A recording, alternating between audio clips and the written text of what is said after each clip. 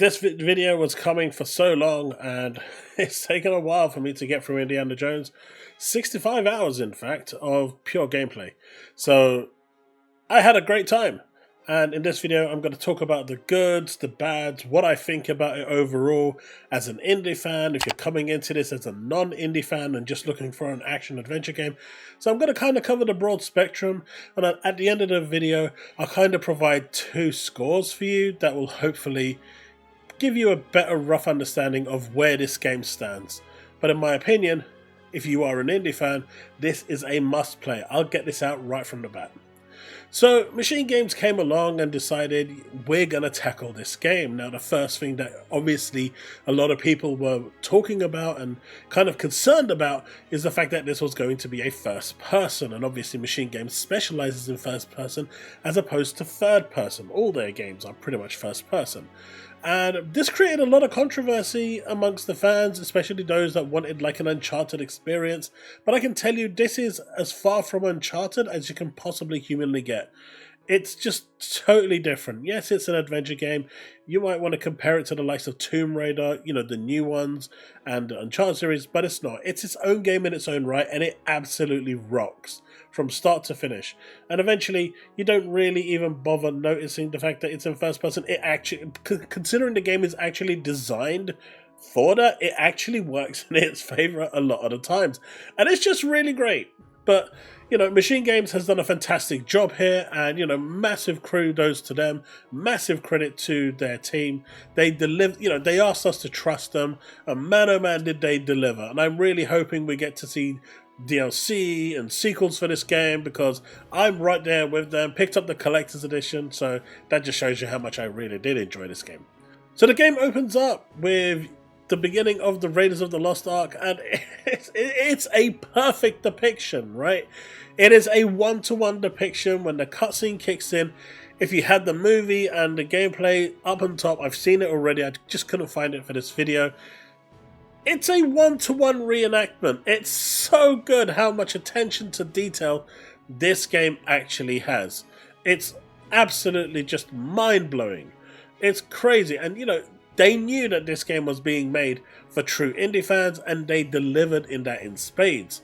The first person perspective actually works. It's really well done. In my opinion, at this point, I can't actually imagine myself playing this in third person. I think it would obscure what I'm seeing too much, because the way it's designed with that first person view. I guess if the field of view got pushed back and then you could see more and it kind of pushed away from the detail, at that point, I think it would start to become a different game. But that's just my perspective. Originally, I was in the bandwagon of wanting it to be third person, but was willing to give it a go at first person because why not? It's an indie game, and you know, I wasn't disappointed. There is this whole, when you're ziplining or when you're climbing, it switches to third person view and it kind of goes in and out. That was a little weird at first, but you get used to it, and it actually works. It's cool seeing Indy in certain scenes. All cutscenes, you get to see Indy instead of it being first person. So, all in all, really great. The gameplay and controls, I played with an Xbox Series X controller, was perfect. No hicks, no nothing, no bugs or anything like that of the kind. The game just worked, and the whip action was phenomenal. The one thing I rarely used in the game was guns. I did try them out just so I had some feel for them.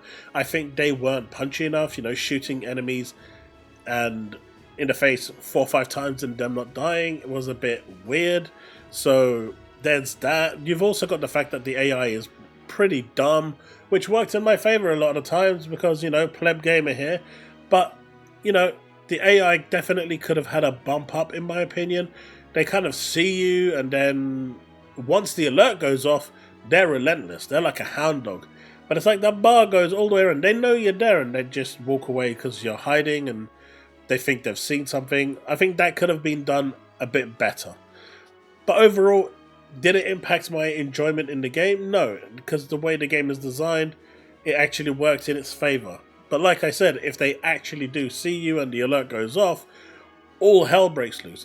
The whip action is phenomenal, from clinging onto enemies and pulling them through to actually grappling on or swinging across. It's absolutely excellent. I couldn't have asked it to be done any better. When you actually whip it and it almost sounds like a gunshot, it's so good. The whole gameplay aspect may be simple, but it's executed to the best of its, potential. The story itself follows Indiana Jones as he gets attacked by one of the giants at the start of the game, and they steal the statue, with which you later find out has one of the lost relics inside. And the adventure pretty much goes on from area to area as you go in search of these relics to prevent the evil dude, Voss, who in my opinion absolutely was phenomenal, by the way. As villains go, Voss was absolutely amazing. He delivered that performance to perfection. I genuinely do not believe that performance could have been delivered any better. His voice acting. Build yourself a life of meaning, instead of ending up here, dead and forgotten in the sense of Africa. The tone, the delivery, everything was just sublime. Some of the other characters around felt like they phoned it in, or it was kind of like mid-effort, but the main characters that were there, definitely on point. Troy Baker, Voss's voice actor, Mario Gravilis, just brilliant. Just absolutely brilliant. The areas that you visit are super varied. You start off at the Academy, then you go to the Vatican, and that was probably one of my favorite areas. From Giza, you go to 2 small areas, and before you land in your final big area, which is Sukhothai, and then eventually you go on and finish the game. Sukhothai probably was my least favorite area, not because of the way it's designed, but because the boat traversal was just so slow.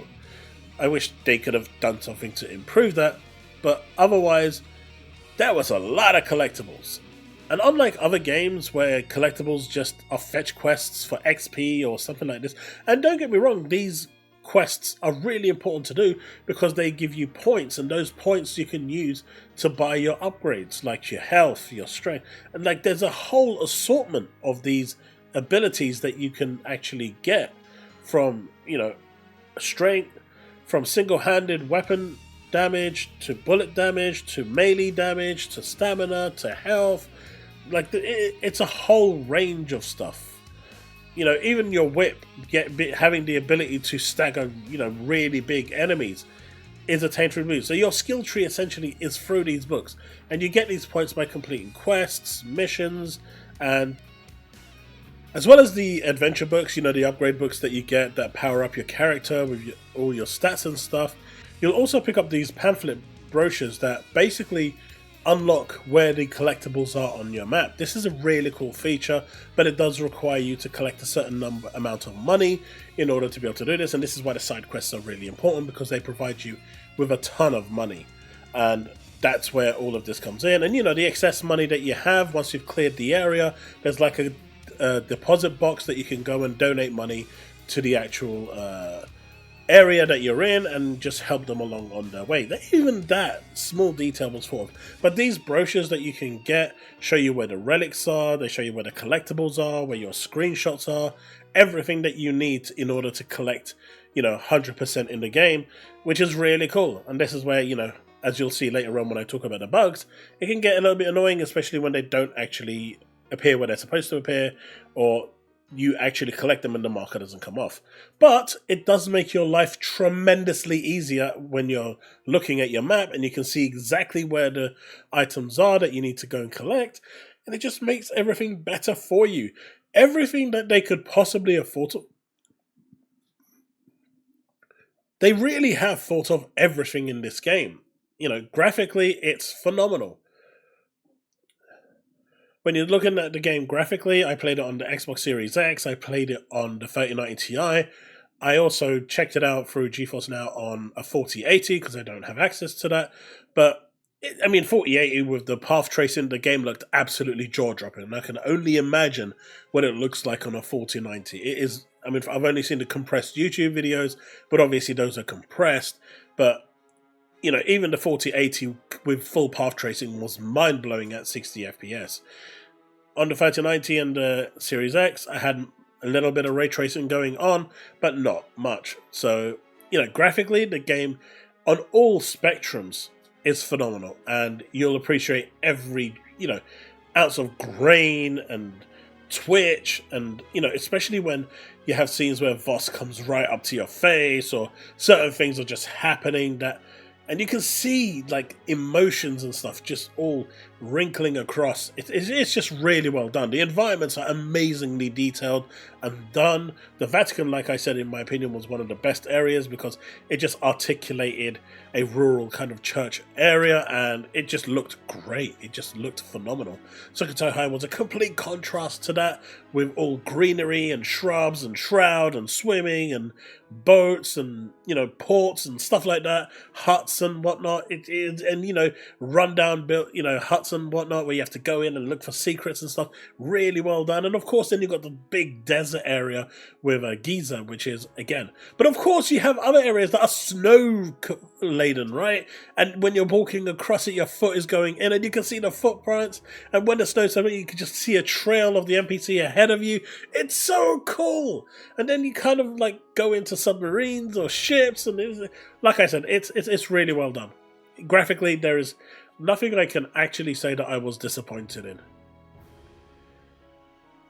But the quests themselves are really good. They're not just fetch quests. A lot of these actually provide you with valuable resources, but more importantly, story beats. They provide you background information, background lore that you previously didn't get, previously didn't have. And that's awesome. So, like in the Vatican, if you do some of the side quests and talk with the sisters and actually do some of the stuff for them, you'll eventually start hearing about and learning about other sisters who you later meet that are important, or you start finding out bits of information about what the Vatican is doing and the shady deals that are going on, and the fact that Emmerich Voss is there and kind of dictating what's going on, and the trifles and stuff going on in Rome at the time. It's really cool, and it's really well delivered, and I think that's the beauty of the game. Nothing feels out of place. If you take the time to read the transcripts, if you take the time to listen to the story, listen to the side quests, you'll see that everything kind of gels together. More so in the Vatican and Giza than I'd say Sukhothai, but overall, because when you get to Sukhothai, you kind of have this separate storyline that's taking place in the background, with them at war with the Nazis, and, well, it kind of becomes like a place of two, and that's why I say Sukhothai is probably the weakest area, but it's just really well done.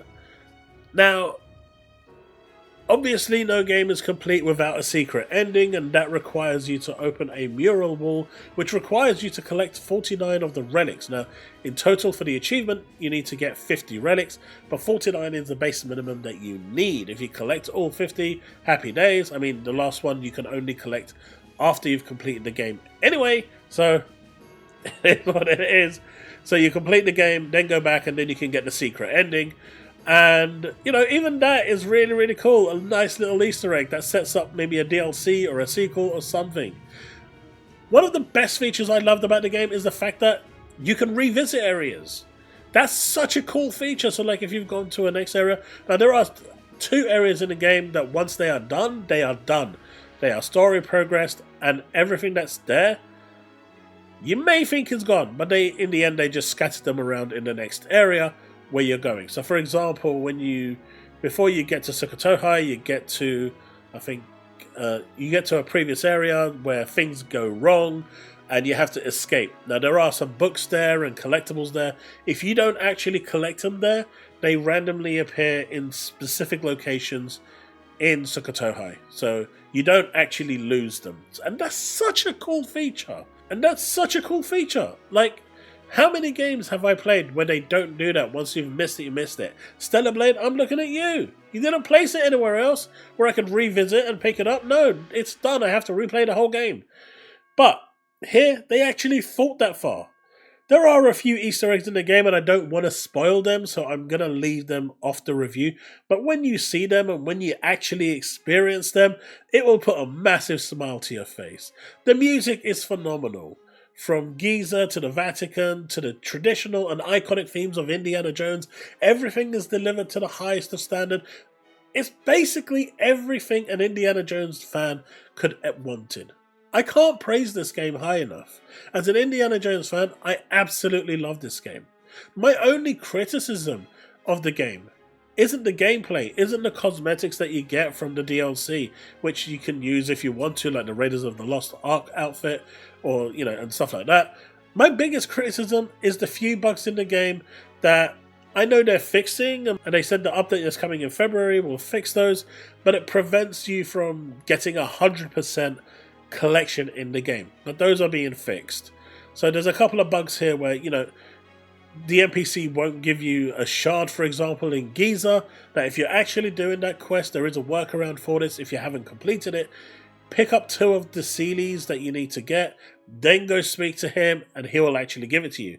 If you collect all the Sealies, then he bypasses that point of giving it to you, and then you kind of can't get that note. And so everything is 100%, and that's a 99%. Something QA missed, clearly. But there's just a few of these around where you'll see a marker on the map that shows you that there is a collectible there. You go there and there's nothing there. Those are essentially the main bugs. I had 0 crashes. I had 0 performance issues. Nothing.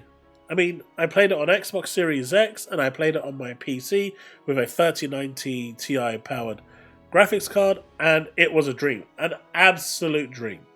And so in terms of performance and everything else, it worked great. I mean, I have very little bad to say about the game. You know, the actual couple of collectible issues, which was a problem for me, is going to knock a little bit off the overall, because this was a perfect 10 for me until that point. Until I hit that point. And this game would have got a perfect 10. It is that good if you are an indie fan. But as of now, this is getting a solid 9.7 out of 10. I know they're fixing it, and when they do, then it will be a 10 out of 10. Now, if you are not an Indiana Jones fan and you are just in the game for a cool experience and, you know, playing the game as it is, then for you, I would probably say this is about an 8.5 out of 10. But if you are an Indiana Jones fan, from the quirks, from the one-liners, from the gimmicks, from the snake scenes, from everything, everyone knows Indiana Jones doesn't like snakes. Everything, every little detail is here. Even when you go down, if you've got the power up to kind of revive yourself, you go over to your fedora hat, you pick it up, put it on, and he has that smirk on his face as he comes around. It's done so well, it's just brilliant. So for me, this is a must-play. I know it's coming on PlayStation sometime in the next 2-3 months. I really hope it does well there because the game deserves it. Machine Games has absolutely rocked this game out of the park. And the next time they released another Indiana Jones, it's a day one purchase for me, Game Pass or not. Loved it from beginning to the end. And all I can say, folks, is sit down and play it. You just have to play it. It's one of those games that are must play. The game's pace is great. You can play through the story as much as you want and go back to the areas and then start doing the collectibles. It really lets you play the way you want to play. And that's the best part about it. This whole Xbox initiative of play where you like, now they're letting you play the way you like. It's just great. It's just absolutely great. But that's my review. I hope you've enjoyed this video. I'd love to hear your thoughts if you've played the game, if you're considering playing the game, in the comment section below. Let me know what you thought of the review. I'd love to hear some feedback, what I could do better, what I could improve on. But overall, thanks so much for watching. I know this video has gone on for about 20 minutes, but I appreciate every one of you for making it to the end. Thanks so much for watching, and I will see you in the next one. This is getting my seal of approval of a 9.7 out of 10. Remain legend. For you. So you are the American priest that Padre Ventura was talking about. I love America. Please, come to confess me. Come with me, I need a confession. Please have a seat.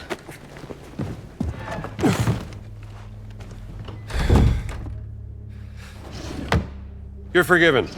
Father, wait, I didn't confess yet. All right, let's get this over with. Father, forgive me because I've sinned. I had an affair with my mother-in-law and... It's all right. Just say 3 Hail Marys. No, Father, you don't understand. My wife is expecting a child and I fear that... What? Yeah, let me finish, please. I fear that my mother-in-law is with the child also. Jesus Christ, what have you done? Wait. You are not a priest. Screw it.